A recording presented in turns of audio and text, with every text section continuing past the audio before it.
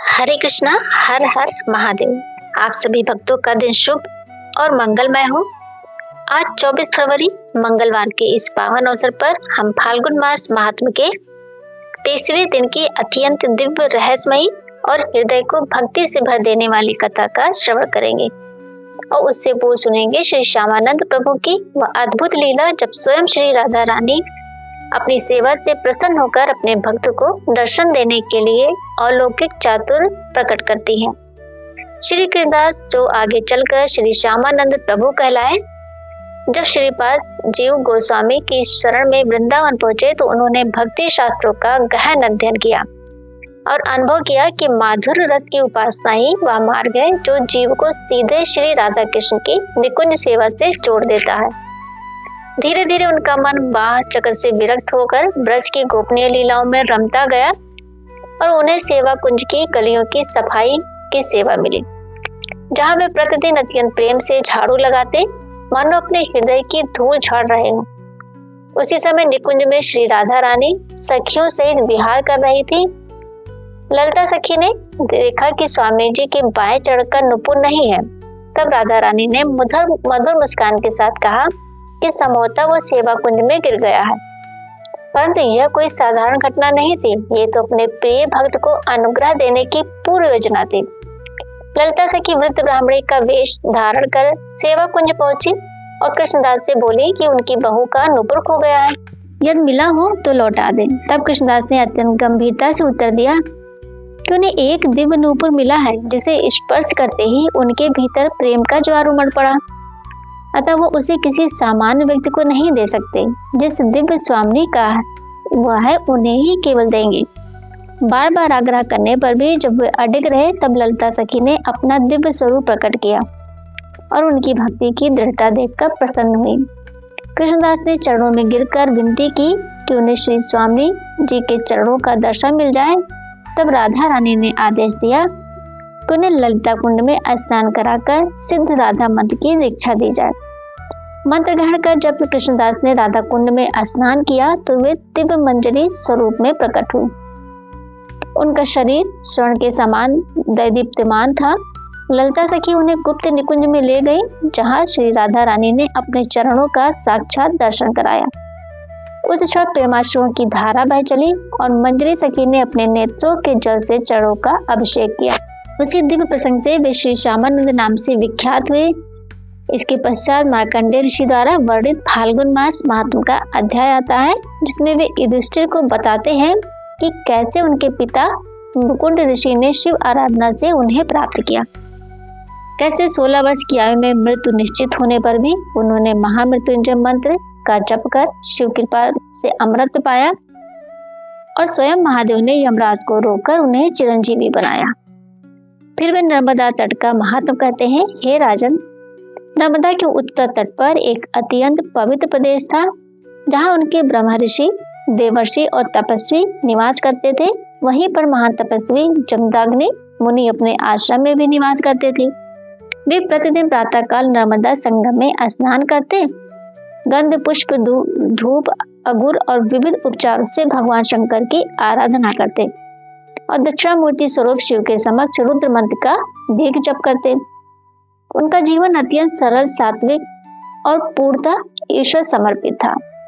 1 मास तक अखंड जप और तप करने पर स्वयं सिद्धेश्वर महादेव लिंग रूप में उनके सम्मुख प्रकट हुए। उनकी जटाओं से गंगा प्रवाहित हो रही थी, कंठ में सर्प लिपटे थे, नेत्रों में करुणा थी। उन्होंने कहा, ब्राह्मण, तुम्हारी भक्ति से मैं प्रसन्न हूँ, वर मांगो।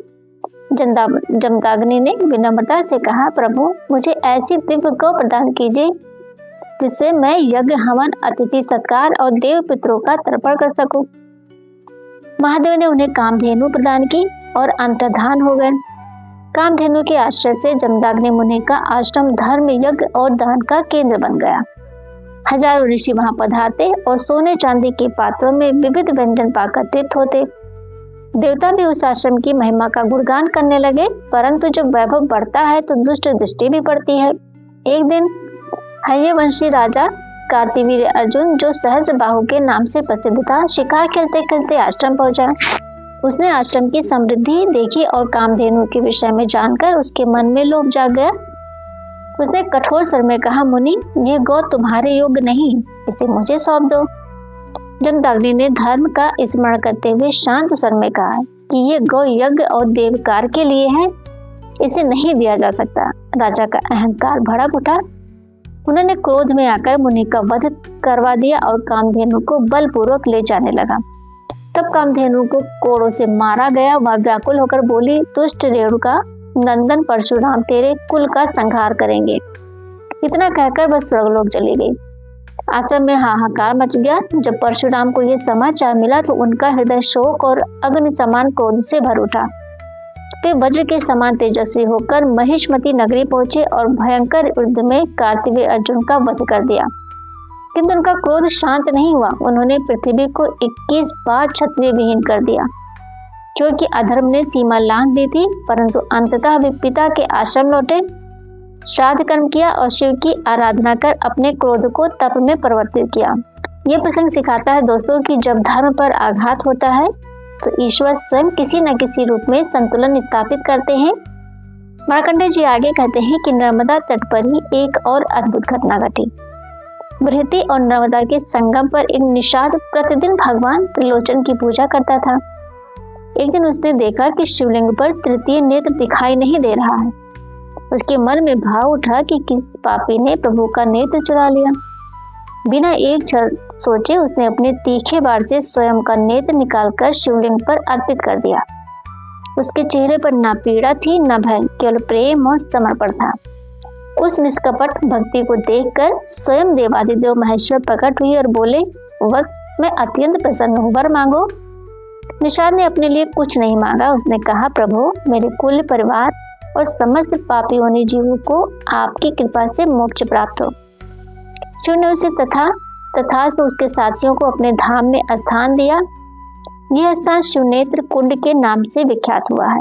इसके बाद मार्कंडेय जनक तीर्थ की कथा कहते हैं, जहाँ राजा जनक ने नर्मदा तट पर महायज्ञ कर देवताओं को संतुष्ट किया।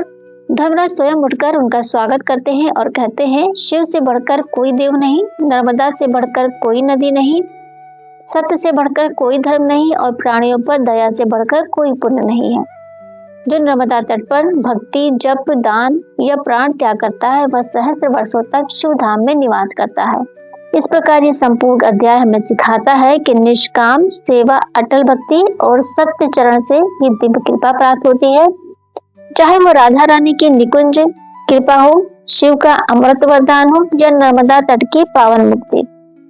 यदि ये कथा आपके हृदय को स्पर्श करे तो श्रद्धा से राधे राधे और हर हर महादेव अवश्य लिखिएगा, क्योंकि नाम स्मरण ही कलयुग का सबसे सरल और सर्वोत्तम साधन है।